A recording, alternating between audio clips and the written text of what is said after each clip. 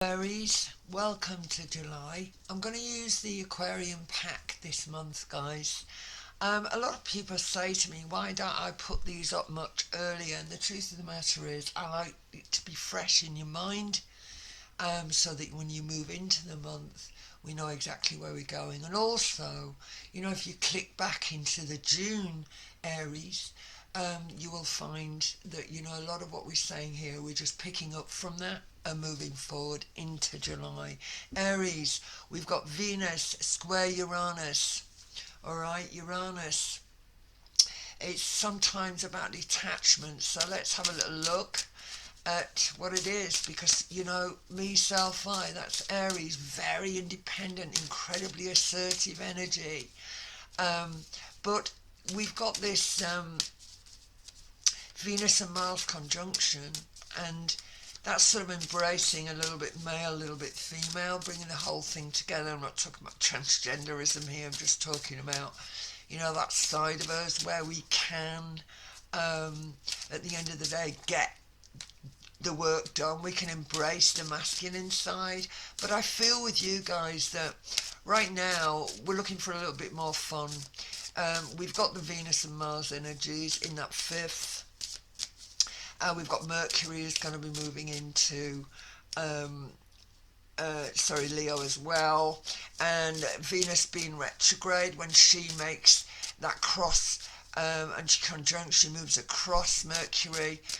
Maybe time to have a conversation, and that's very much about the kids, home life, yes, your personal life, people that you care about.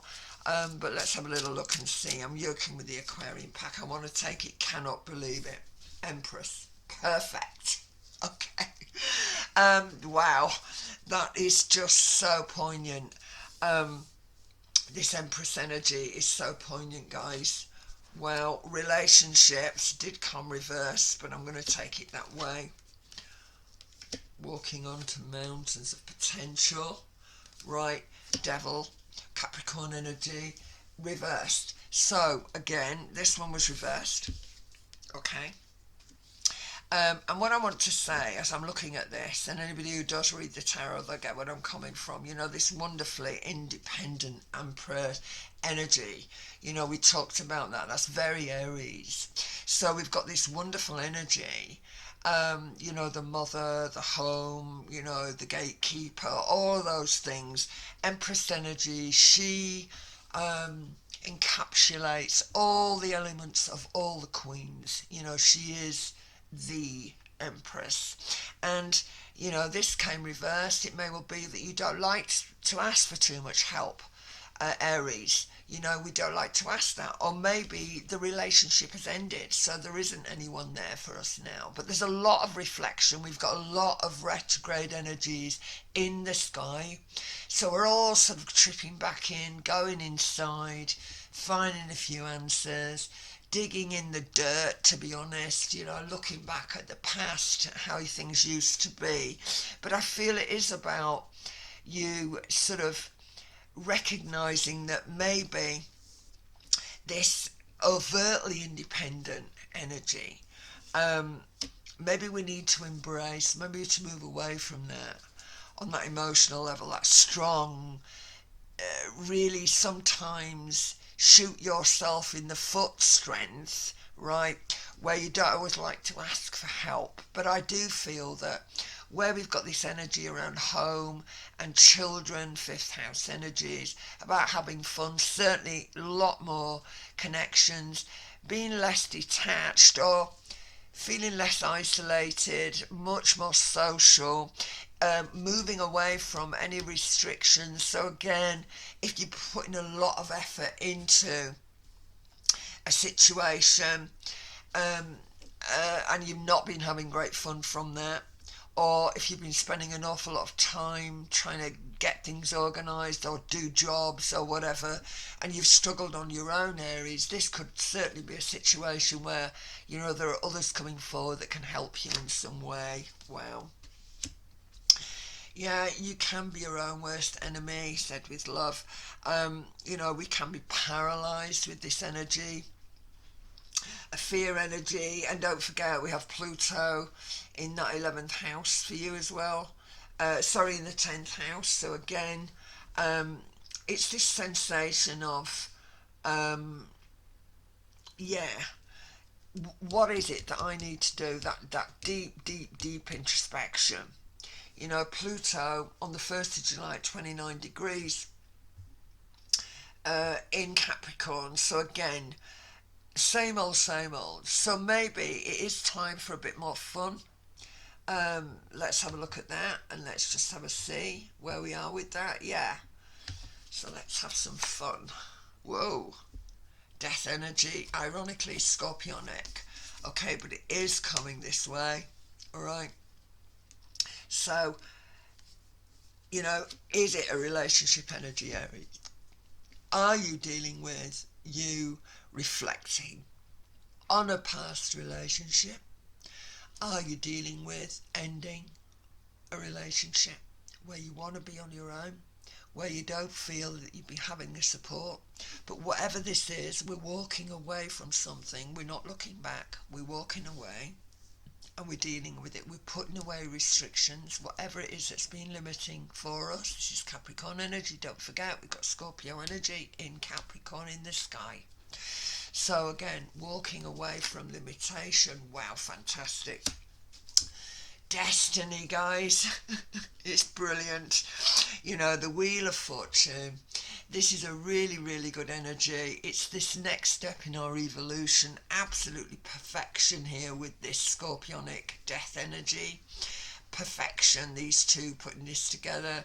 So we've got this real sense of moving forward. We're going to make some ground. You know, we're going to gain some ground if we just stretch out and help someone to ask a little bit of help. And Taurus as well, you're going to find that you're going to be suffering from a bit of this. Now I'm going to talk to you in a minute. Wow, look at these majors, guys. 1, 2, 3, 4, 5. 5 majors out there. Okay, so again, Tower energy. It is a Mars energy. We've got Mars in Leo. So again, maybe some of you need help with property. Maybe some of you need help with yourself, for instance. You want to have some fun. You want to go out and spoil yourself a little bit. And that's good. But let's have a little look at this. New beginnings, new opportunities for you. Wow. And again, good conversations. These are young people, so it may well be that you are socialising. You've got family coming in around you, wanting to spend time with you. But it can also talk about new beginnings, new opportunities.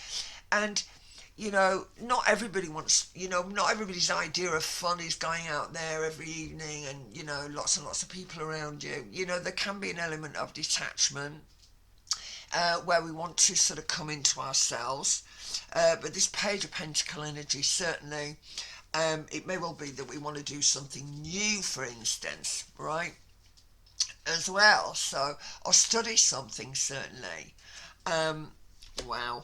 Well, whatever it is, guys, you're going on the right track. And the final card, this is perfect. The 8 of Pentacle energy, 8 of Pentacle, at the end of the day, is talking to me about building. The 8 of Pentacles tells me you know what you're doing, Aries. And even though this may be a slightly confusing time with this Venus retrograde, square Uranus, it's not the easiest for you. You know, particularly so we've got Uranus in that second house, can be finances as well. But because we've got Mars and Venus so up close, it is like, you know, what are the things that I can do without help? And have I reached a point now, this sort of pinnacle here, where I recognise that for me to truly move forward, I'm going to need more help, or I'm going to need less if it's a relationship issue, because we can talk about this as being, you know, can I move forward without that relationship? You know, how I've been doing up until this point. So again, kids, home, love, obviously Venus, but it is retrograde. So doesn't necessarily mean Right, and this is with you the whole of the month, by the way. It's with us all the whole of the month, this Venus square Uranus. It doesn't necessarily mean that if you are within a relationship that you're going to end a relationship, but what it is saying is it is all about valuing the self, recognizing yourself within that relationship, you know, knowing that you have both the male and female, you've embraced that, so there is that wholeness in you and you are able to do it. But I have to say, don't push it, okay? And you must watch your spending this month, guys. We've got to watch your spending, of course. Venus energy is Taurus, Uranus is in Taurus. So again, spending. And if it's because we've had a bit of a crisis, we've had things to do in the house, for instance, we've had extra financial pressure, it could well be that.